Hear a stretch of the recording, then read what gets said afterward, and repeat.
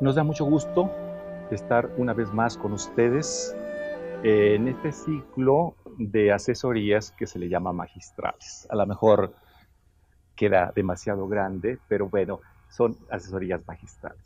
El tema, como decía la maestra Bosco, es el de la evaluación. La evaluación, como yo creo que para todos aquellos que nos acercamos a este campo de lo educativo, y claro, incluso hasta fuera del campo educativo, pero en el campo educativo en especial, a veces uno se pregunta si es un tema o si es un problema, precisamente por todas las implicaciones que tiene. A los alumnos de este diplomado queremos decirle que en esta primera asesoría del módulo 3 vamos a hacer referencia y algunas reflexiones a propósito de los primeros 3 temas de esa antología, que tienen que ver con una problematización general de la evaluación, con el origen y la evolución de la teoría de la medición y con un intento hacia una reconceptualización de la evaluación, pero esos son los títulos de los temas que se trabajarían, que están en el documento.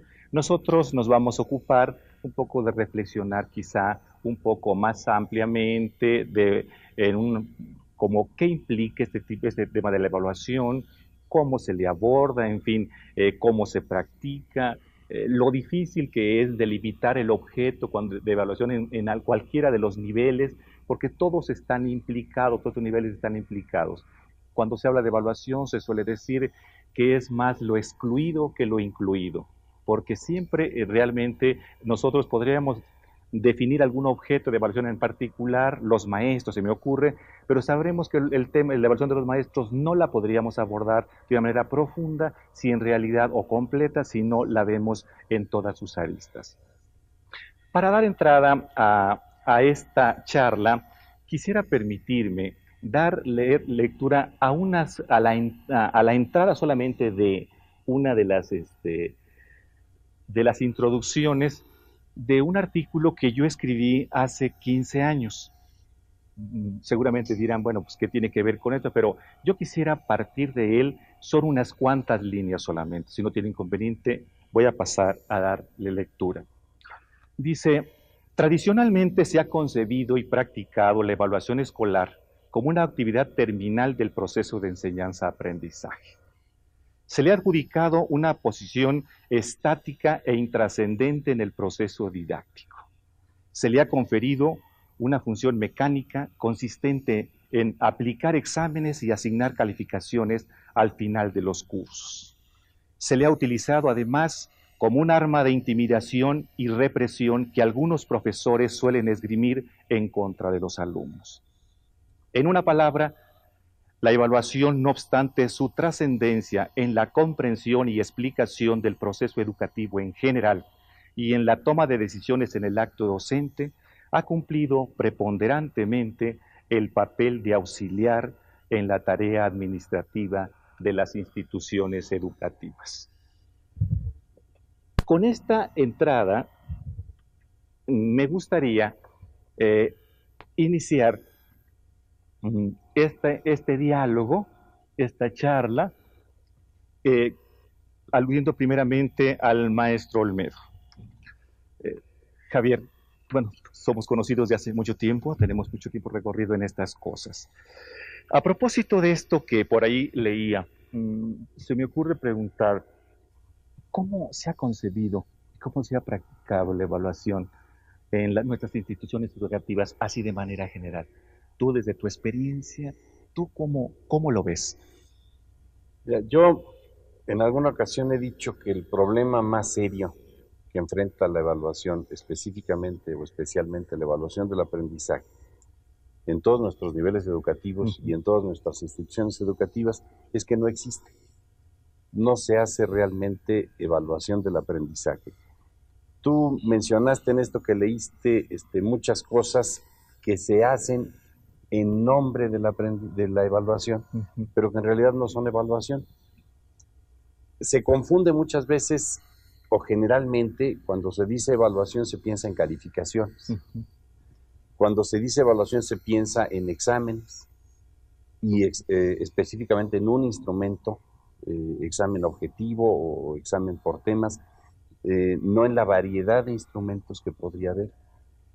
Y además yo creo que en el campo de la evaluación todos tenemos o los malos recuerdos de arbitrariedades, irracionalidades, atropellos que sufrimos como alumnos, o el remordimiento de conciencia de algunos que hemos hecho como maestros.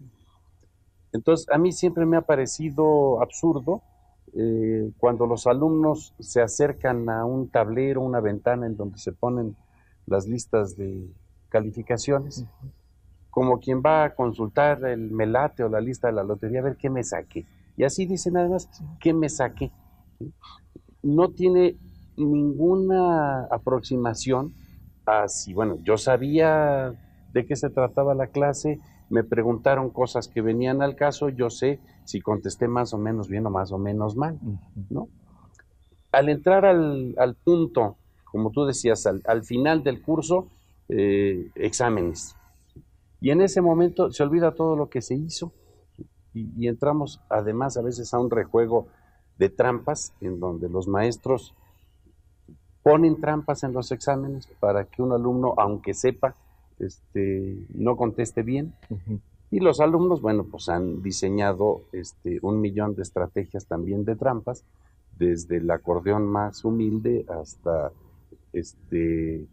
medios electrónicos o claves más sofisticadas, también para hacer trampa. Finalmente, la evaluación desaparece, ¿no? Y se pierde de vista la función de la evaluación de saber qué fue lo que sucedió, qué fue lo que el estudiante aprendió, qué de lo que se quería lograr en un grupo de alumnos y un maestro que se juntaron para hacer cosas que les interesaban a los dos, qué fue lo que se logró, qué resultados obtuvieron y por consiguiente si el aprendizaje se dio o no se dio, y este sería el proceso de evaluación que se pierde totalmente. Esto es. Ciertamente, yo recuerdo en algunas ocasiones que estando en el curso con el maestro Olmedo, con Javier Olmedo, nos decía que a veces que la evaluación se convertía como una especie de policías y ladrones, ¿no? Sí, sí, como a ver, ¿de qué manera me puedo esconder más? ¿De qué manera puedo ser lo más sofisticado de los acordeones? Maestra Marín, Marín, también una gran compañera, una amiga de tantos años de trabajo en el CICE. No obstante esto que venimos diciendo y que ya el maestro Olmedo de alguna manera más puntual se fue adentrando, hay intentos, hay preocupaciones por darle a la evaluación el lugar que le corresponde. Yo creo que estoy de acuerdo con nuestro amigo que no se ha conseguido todavía, pero hay por ahí intentos. En el programa de formación de profesores del CICE nos hemos preocupado en algún momento por tratar por lo menos de construir convencionalmente algunas categorías que nos ayuden a un poco clarificarnos este problema, ¿no? Y entonces me gustaría, maestra, en esta video, como usted, ¿cómo vería? ¿Cuál sería un poco, es una diferencia a propósito de la calificación, una diferencia entre lo que es la evaluación y lo que es la acreditación? Sí, efectivamente. Yo creo que aquí tenemos que partir de una concepción de docencia. Generalmente la docencia se ha considerado como una transmisión de conocimientos. Y entonces el maestro recurre a tratar de certificar esos conocimientos, si el alumno logró esos conocimientos o no. Y yo creo que actualmente estamos ante un problema mucho más complejo, en donde el maestro no solo debe situarse ante la transmisión de conocimientos, sino también en cómo elabora el alumno esos conocimientos, cómo los adquiere, qué pasa en ese sujeto particular que adquiere ese conocimiento, qué subjetividad porta, cómo la ha incluido en su vida y por lo tanto qué respuesta tendrá ante esos aprendizajes. Entonces, si partimos de un concepto mucho más complejo de la docencia, en donde se tiene que tomar en cuenta, el maestro tiene que tomar en cuenta al alumno, su historia de vida, sus motivaciones, sus intereses, su forma de aprender, su bagaje cultural, en qué sociedad está insertado. Entonces, efectivamente, la evaluación como un proceso que permite iluminar la trayectoria del individuo, de cómo va adquiriendo ese conocimiento, le implica al maestro muchísima más responsabilidad, muchísimo más trabajo e inclusive una atención mucho más individualizada, aunque parezca contradictorio con la masificación de la enseñanza, con el número de alumnos que tenemos a veces en un aula, pero sí evaluar efectivamente es emitir un juicio, pero para emitir un juicio del maestro hacia su alumno, tiene que considerar muchísimos más aspectos, su historia de vida, sus intereses, sus motivaciones, con qué nivel de conocimientos llega a un aula, qué metas se van a proponer para ser alcanzadas y por lo tanto, qué metas logra alcanzar. No tanto dar por supuesto que ya tiene una serie de conocimientos, sino partir inicialmente de qué trae consigo y por lo tanto qué logra al final de un proceso.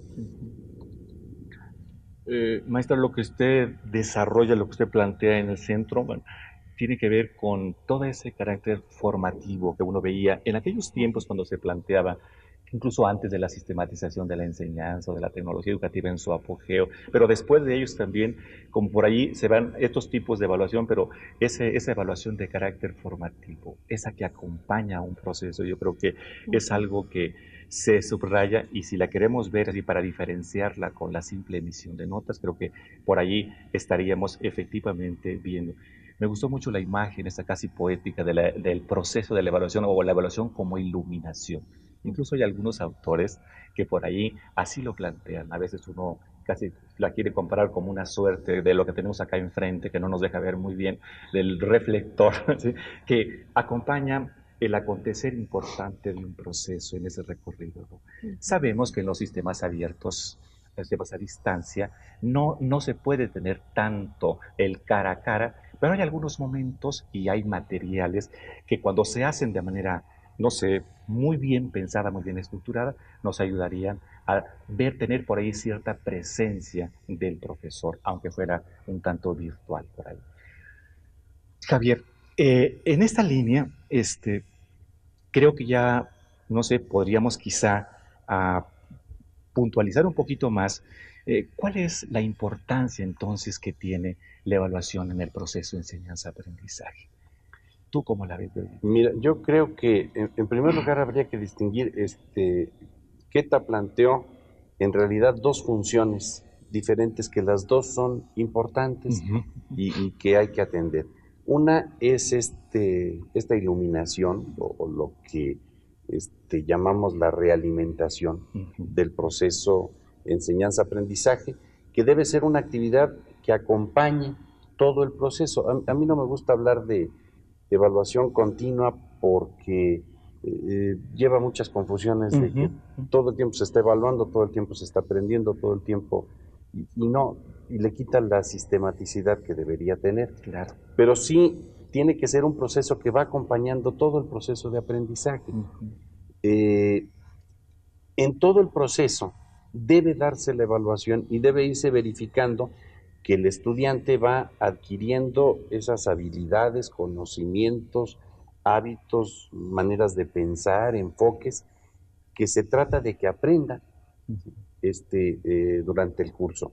Y en donde es muy importante todo esto que Queta mencionaba, de qué es lo que él trae, sus propias capacidades, su propia manera de ser, sus experiencias previas, etcétera,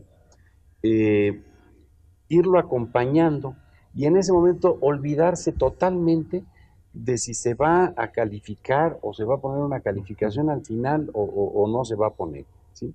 Es totalmente irrelevante. Lo importante es que el maestro y el alumno sean conscientes del avance que van teniendo en el aprendizaje. Un elemento fundamental del aprendizaje es la seguridad, y uno de los problemas que tenemos los estudiantes a veces es que no estamos seguros de si estamos entendiendo o no, de si estamos haciendo bien las cosas o no. Y el maestro tampoco está seguro de si le están entendiendo y se está captando y el alumno se va desarrollando. Ahora, al terminar el curso, viene la segunda función de la evaluación, que es la acreditación. ¿Sí? Y la acreditación es una función de las instituciones educativas, para eso se crearon. ¿Sí? El estudiante que se inscribe a una escuela de bachillerato, a un sistema abierto, a una carrera profesional, a primer año de secundaria, está entrando a un proceso formativo, pero también a un proceso institucional en donde la escuela va a ir certificando los aprendizajes que él va logrando. ¿Sí? Y las escuelas existen para eso, para certificar. Los sistemas a distancia podrían simplemente contentarse con editar libros, difundir programas, dar información, dar apoyos y ya. ¿No? Los estudiantes del sistema de distancia no estarían conformes, ni se cumpliría una función social si no recibieran al final la certificación de los aprendizajes que adquirieron. Entonces, esta es una responsabilidad social de las instituciones educativas y la evaluación debe darle al maestro y a la institución los elementos para determinar quién acredita, porque tiene los conocimientos, las habilidades, las capacidades que se implican en el curso que siguió y quién no acredita. Esto puede ser muy feo decir quién no acredita, pero es una realidad y hay que enfrentarla. Lo importante sería desligar estas dos funciones de la evaluación, la realimentación y la acreditación, y atenderlas las dos de acuerdo a lo que implica cada uno. En efecto, las dos categorías de evaluación y acreditación que planteamos por ahí en algún documento y que empezó abordando Keta, creo que tienen ese sentido. En algún momento, cuando se hablaba por algunos autores de la evaluación integral o aquel acuerdo de 1810 de la SEP, que también permanente, continua, el profesor casi obsesivamente estaba tratando de ver qué pasaba en cada momento. Sí.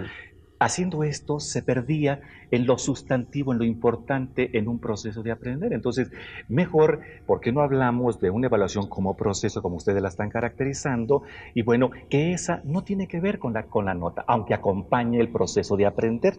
Y la acreditación sería la otra tarea. Bien, ¿qué tal? Entonces, así como venimos, en esta forma que venimos abordando, entonces, y dado en el espacio en que tú te mueves tanto, como es el caso de las implicaciones, digamos. Entonces, ¿cómo veríamos algunas de las implicaciones psicopedagógicas, ideológicas, sociales que hay en la evaluación? Sí, Porfirio. Mira, yo creo que sí vale la pena recalcar que esta diferencia que se hizo en la evaluación en general, pero en particular entre acreditación y evaluación, ha dejado muchos problemas y ha implicado para el alumno serios problemas al interior de cómo se percibe el alumno. Esta diferencia entre acreditación alude a un elemento que es la norma. La norma en el sentido de que se tomaba una comparación entre los alumnos que salían mejor en una expresión de conocimientos, los alumnos que salían regulares y los alumnos que salían mal. Entonces el maestro de ahí utilizaba una comparación o hacía una comparación para dar su acreditación, su número, su evaluación, su crédito. Esto llevó a que se clasificara a los alumnos, a que se comparara unos con otros, y un poco lo que yo quisiera insistir es la sensación que quedaba en el alumno de estar excluido, un poco la sensación de que si yo no fui el mejor, entonces estoy mal.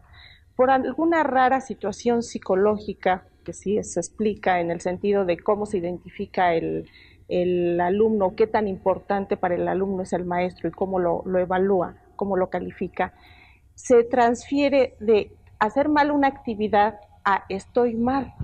Ajá. Esto es muy importante a ser tomado en cuenta en el alumno, en el maestro, porque el maestro que nada más califica así comparando, clasificando y generalmente excluyendo, lo que provoca en el alumno es la exclusión en el sentido de decir yo no valgo, yo no sirvo, yo no puedo.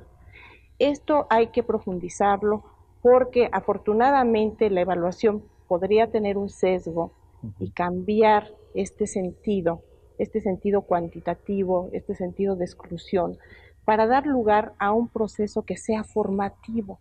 Es decir, El maestro tiene que acompañar a su alumno para decirle qué logra, qué no logra, qué le falta por alcanzar, qué recursos ambos se van a, qué recursos van a utilizar para acompañarse en ese proceso de aprendizaje que le permitan llegar a un elemento de satisfacción en cuanto a lo realizado, pero que si todavía le falta o si se equivocó en algunos aspectos, tiene posibilidades de corregirse.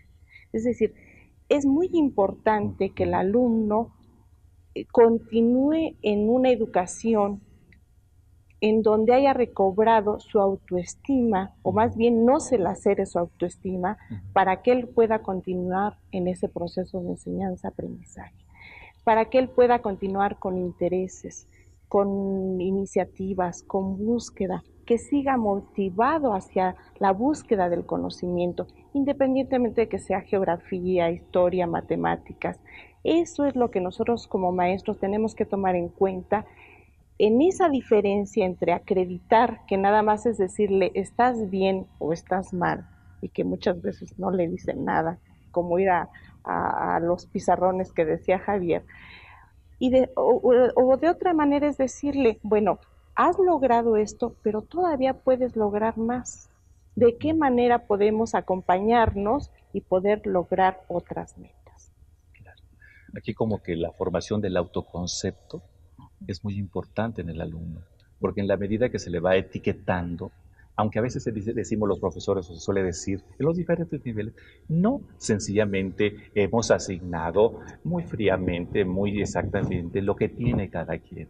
Pero a veces cuando uno ve, pues, sobre todo en esta evaluación con referencia a la norma, donde fundamentalmente busca comparar en un grupo donde se supone que todos son iguales, a lo que lleva es lo que acabas de decir. Que por eso, a veces, para complementarla, de la evaluación con referencia a la norma, se plantea una tendencia que es la evaluación con referencia al criterio, al dominio, le llaman así.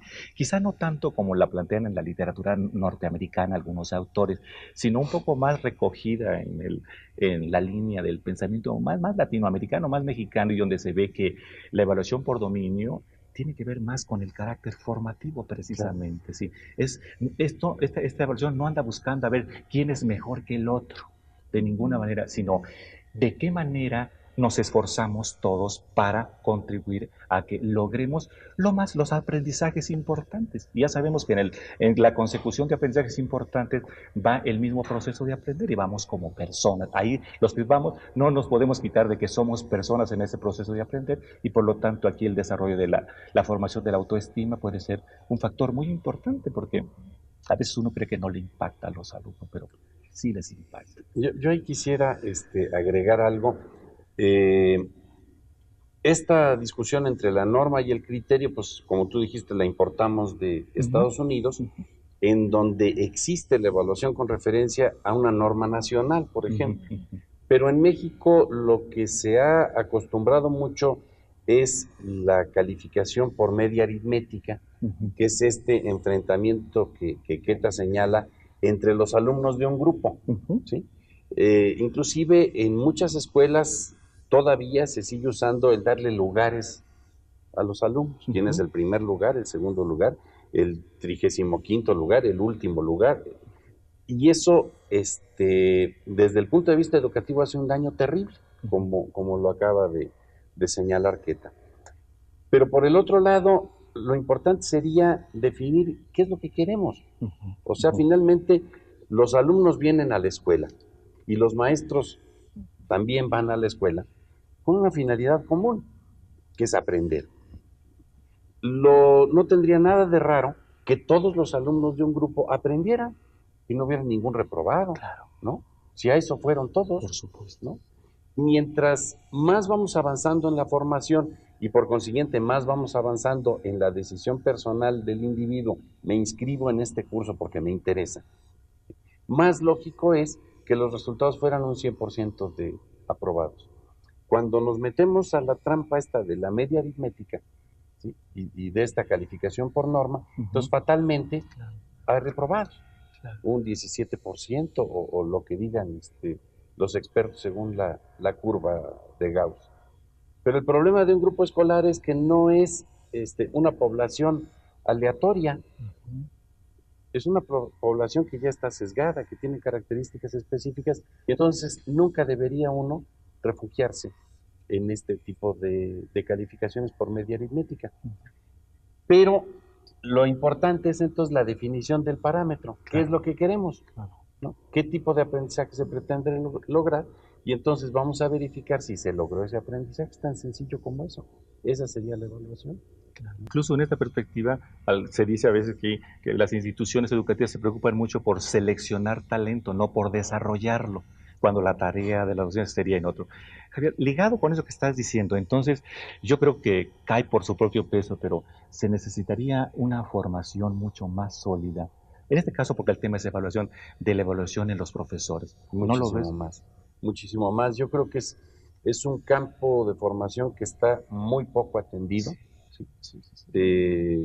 Tanto en las escuelas normales como en las carreras de pedagogía, la evaluación debería tener una presencia mucho mayor porque es una actividad fundamental, tanto como lo que se da en los cursos de didáctica o de técnica de la enseñanza o como se les llame. La evaluación es una actividad fundamental y debería estar presente a lo largo de toda la carrera. Claro. Están pasándonos por aquí unas llamadas, están dos, no sé si podríamos darle curso y luego continuamos. Una llamada de Mexicali, bastante lejos por allá, deben estar como a 40 ahorita de temperatura. ¿Qué tipo de examen arroja información más objetiva? Opción múltiple, preguntas abiertas, preparación de ensayos, exámenes orales. No sé, no viene destinada a nadie, no sé si cualquiera de ustedes que quisiera algo decir, ¿qué tipo de examen arroja información más objetiva? Opción múltiple, preguntas abiertas, preparación de ensayos, exámenes orales. Bueno, yo no quisiera contestar la pregunta porque sí. La pregunta desvía el punto clave. Obviamente los exámenes objetivos de preguntas de opción múltiple se llaman así objetivos. Sin embargo, hay que precisar que son exámenes objetivos exclusivamente porque su calificación no depende del calificador. ¿Sí? Pero la elaboración del examen, la definición de la respuesta correcta, la definición del procesamiento de las respuestas, entra la subjetividad de las personas que lo hacen. Que puede ser un programador de computadora que no tiene nada que ver con el curso, y eso me parece mucho peor que la intervención de la subjetividad del maestro.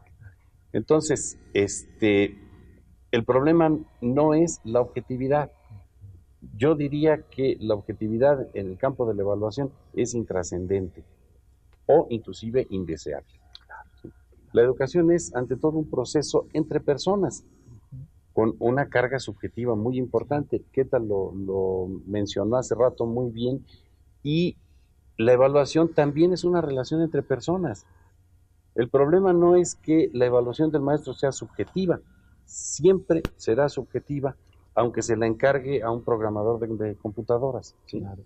El problema está en que la evaluación sea irracional, que sea arbitraria, que sea confusa, que eso no es subjetivo.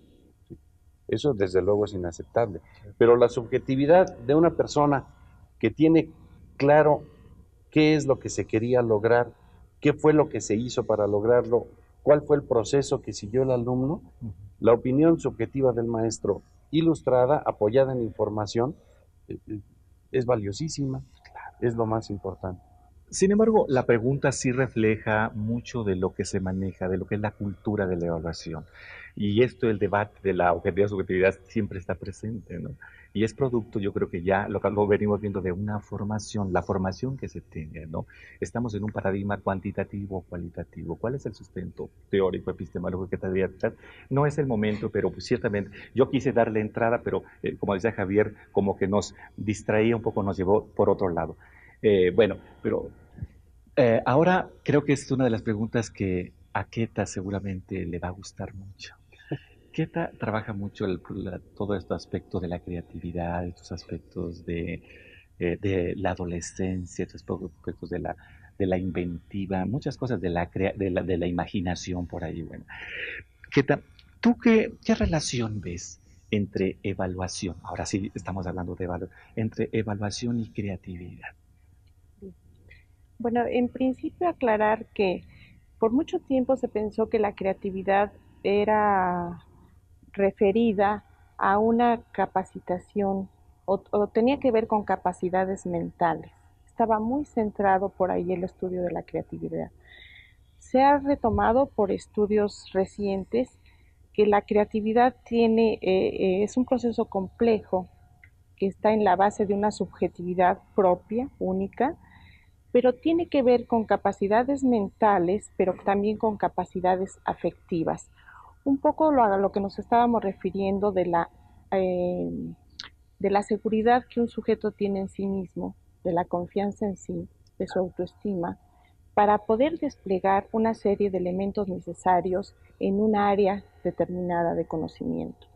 Entonces, si bien es cierto, es importante que en la creatividad se expresen las capacidades mentales, en muchas ocasiones la escuela se ha encargado de eso, o diferentes ámbitos, pero también es importante que veamos que el ser humano es un ser integral y que el motor de ese ser integral está en la afectividad y en la cognición, para llevar a cabo una serie de actividades transformadoras que le permitan dar de repente o no de repente, sino no de manera gratuita, sino a través de un proceso complejo y de acumulación de conocimiento, un producto nuevo. Eso sería la creatividad. Claro. Crear es producir algo diferente, algo nuevo, que es valioso socialmente, que no solo es valioso para el individuo, sino socialmente. Ahora, ¿qué tiene que ver esto con la creatividad? Perdón, con la evaluación. Nosotros estamos aludiendo a la evaluación como un proceso complejo en donde se acompaña al individuo para ir viendo, determinando sus logros. Se proponen ciertas metas y esas metas, ¿cómo las va alcanzando? ¿Cómo se va gestando ese proceso que le permite alcanzar ciertos resultados?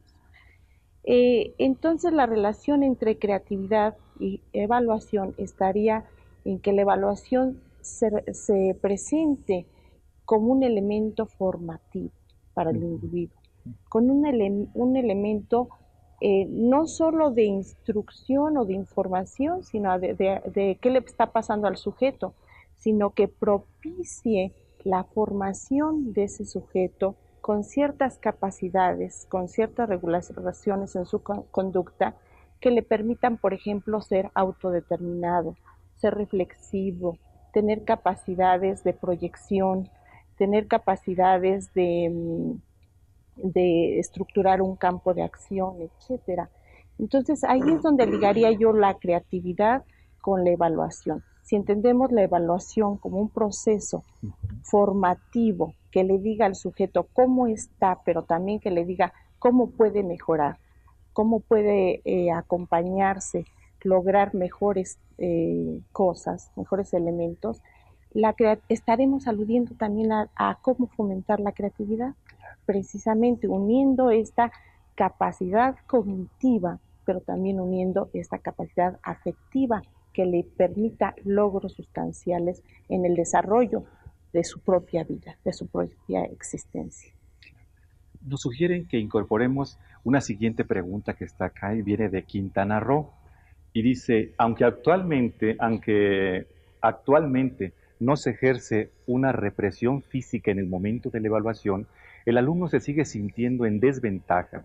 ¿Qué se puede hacer para evitar ese sentimiento de opresión?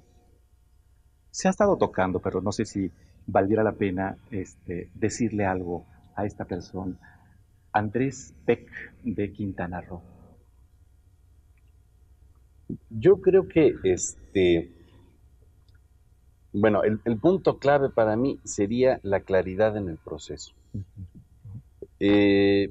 ¿Por qué el alumno se siente oprimido, presionado y angustiado en una situación de examen? Claro, esta es una cuestión cultural en donde todo mundo debe sentirse angustiado cuando va a presentar un examen y los papás presionan a los hijos y los maestros presionan y la escuela crea todo un ambiente especial para los exámenes. Eh, pero el problema fundamental yo creo que es enfrentarse a algo que no tiene muy claro cómo va a venir.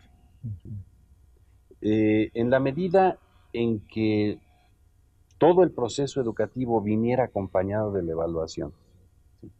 Que se estuviera verificando a lo largo de todo el proceso si se están comprendiendo las ideas, si se está adquiriendo la habilidad, si se está teniendo la capacidad de resolver los problemas. El examen no sería más que el momento en el que uno demuestra algo de lo que está seguro. Y el alumno se presentaría sabiendo qué tipo de cosas le van a preguntar o le van a pedir que haga. Y no tendría el temor de lo desconocido. Y el maestro plantearía un instrumento, me quedé con el sentimiento de culpa de que no contesté la pregunta anterior. En realidad, lo importante no es cuál es más objetivo, sino cuál es más adecuado.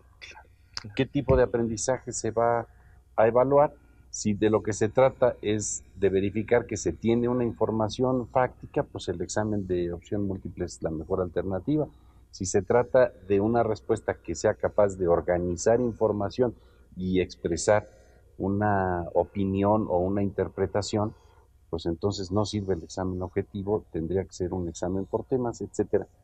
Pero yo creo que la claridad en el proceso y en la función de la evaluación le quitaría este carácter represivo. No a la evaluación, sino a lo que la acompaña. Claro. ¿Sí? Aquí es donde podemos recuperar que la evaluación no es un tema, ni tiene una ubicación, como se le suele pensar, allí muy marcada ya. La evaluación tiene que ser algo mucho más complejo, porque antes, durante y después la evaluación está presente. Algunos autores, a mí me gusta mucho un planteamiento que hace Miguel Ángel Santos Guerra, de un autor español, que plantea un documentito breve, pero me parece muy sustancioso y que tiene que ver con lo que venimos ahora eh, tratando a propósito del tema de la evaluación, que dice la evaluación como proceso de diálogo, comprensión y mejora. Se ha estado tocando, pero tendríamos alguno, puede ser, pues si quieren, los dos pueden lo que quisieran hacer. ¿Cómo, ¿Qué significaría entender a la evaluación como un proceso de diálogo, de comprensión y de mejora? Él lo refiere a programas, fundamentalmente a programas, pero se puede, lo que decíamos, se puede perfectamente derivar a lo que estamos hablando ahora. Sí, él se refiere a programas, pero yo lo ubicaría más para nuestro caso, en el aula. Un proceso de comprensión, de diálogo, tendría que ver con recuperar este elemento de interacción en la educación. En la educación hay dos sujetos, el maestro y el alumno. Hay un proceso de enseñanza-aprendizaje en el que los dos se tienen que implicar, en que los dos tienen que ser tomados en cuenta. Y esto alude precisamente a este elemento tan bien descrito por Freire de diálogo, ¿no? De diálogo, de intercambio de ideas, de intercambio y transformación de esas ideas a través de ese diálogo. Entonces es recuperar qué está sucediendo a través de la interacción, qué está sucediendo en este proceso de enseñanza-aprendizaje a partir de todos los actores que tienen algo que decir y que tienen algo que sienten respecto a ese proceso. Y así, incluidos los dos, ir viendo lo que decía Javier, llegar a entender o a certificar qué se logró, pero de manera acompañada, de manera interactiva y en ese diálogo continuo. Porque estamos enfrentados, el maestro y el alumno, a diferentes subjetividades, a diferentes historias, a diferentes elementos en el conocimiento que si no se ponen en juego, que si no se ponen en común, es muy difícil alcanzar esa visión de lo que sería mejor para los dos, el maestro y el alumno, en ese proceso de enseñanza-aprendizaje. Y efectivamente, de qué mejor manera se van logrando esos aprendizajes. ¿Querrías agregar algo, Javier? Pues sí, yo creo que insistir en esta cuestión de la claridad del proceso y de la interacción de las personas. La evaluación no tiene por qué ser una actividad exclusiva del maestro. puede ser una actividad del alumno y puede ser una actividad grupal y puede ser una actividad en la que participen el maestro y el alumno. Lo importante es que se sepa qué se está evaluando, qué se está evaluando, cuáles son los pasos para evaluar eso y con qué información contamos para evaluar. ¿Sí? O sea, no se trata la autoevaluación de que el alumno también diga, pues yo creo que saco 10, pues yo creo que me toca 8, ¿no? Sí. Es otra vez la confusión de la calificación, cuando lo importante es qué es lo que logré, de acuerdo a los parámetros, a las intenciones que teníamos desde el principio. Claro. Esta incorporación de la autoevaluación creo que es muy importante.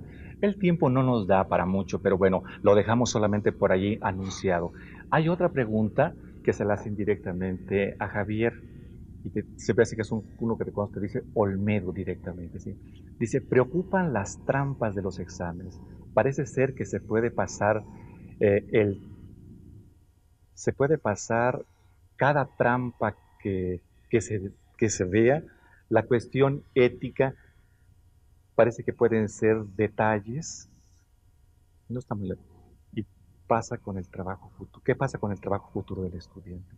Está en general como planteada como una especie de trampas por ahí y que te la hace directamente. No sé si tendrías tú algo. Bueno, ¿qué pasa con el trabajo futuro del estudiante?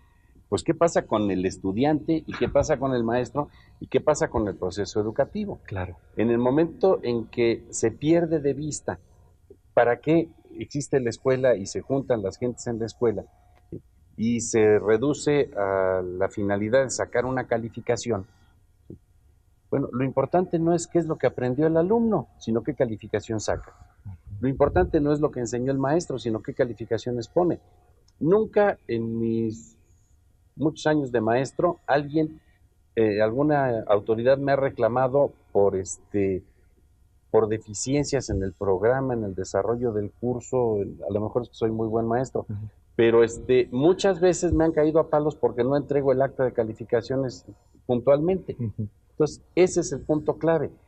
Si yo vengo a la escuela a poner calificaciones y el alumno viene a sacar calificaciones, se distorsiona toda la actividad educativa. Lo importante no es la formación que se dé, sino la calificación que se ponga, y las consecuencias en todo el proceso educativo pues, son fatales. Claro. Que ahí entren las trampas, bueno, pues no es más que una consecuencia de esta distorsión del proceso.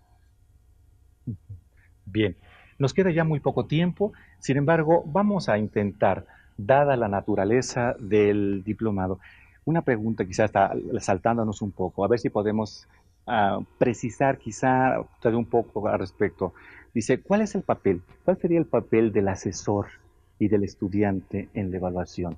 Si tuviéramos que hacer alguna referencia, aunque no seamos gente muy especializada en los medios a distancia, ¿cuál sería en este caso el papel del asesor y del estudiante en la evaluación? Bueno, yo creo que el papel del asesor alude a que el asesor tendría a su cargo una planeación didáctica, en donde, bueno, además de manejar un contenido, maneja objetivos, maneja actividades de aprendizaje, maneja evaluación, pero a la evaluación como algo incluido a lo largo de esa planeación didáctica, no como algo ajeno o no como algo al final, ¿no? Y por parte del alumno, yo insisto en confirmo lo que dice Javier, de que el alumno esté informado de qué le exige estar frente a un curso, en un área de conocimiento, qué se espera de él y qué también puede esperar él de la relación maestro-alumno y de los aprendizajes que se van a intentar lograr. Y cómo él se incluye con toda su carga afectiva, con toda su carga de conocimientos, con todos sus problemas que trae de otros momentos, etcétera, en los aprendizajes alcanzados, para hacer una travesía de manera conjunta. Yo creo que es estar atento a ese proceso y estar involucrado. Yo aludiría, por ejemplo, a un elemento que es la autoevaluación, que si bien es cierto se ve como muy difícil en nuestro medio, la autoevaluación lo que generaría es que el alumno se involucrara, se hiciera responsable más de su proceso, que eso es lo que tenemos como muy distorsionado en nuestro medio. El alumno va a que le den una enseñanza, a que lo califiquen, y eso es una distorsión. El alumno tendría que ir con el propósito de aprender y de que los logros sean parte de él mismo. No depositar en la institución o en la sociedad o en el maestro las cosas, sino hacerse cargo de ellas, pero para eso tiene que haber comunicación entre el maestro y el alumno. Claro. Bueno, estamos llegando casi ya al final del programa. Como le decimos desde un principio, una hora para abordar un tema como el de la evaluación sencillamente no es posible. Lo que quisimos es simplemente hacer un esbozo de este problema, de este complejo problema.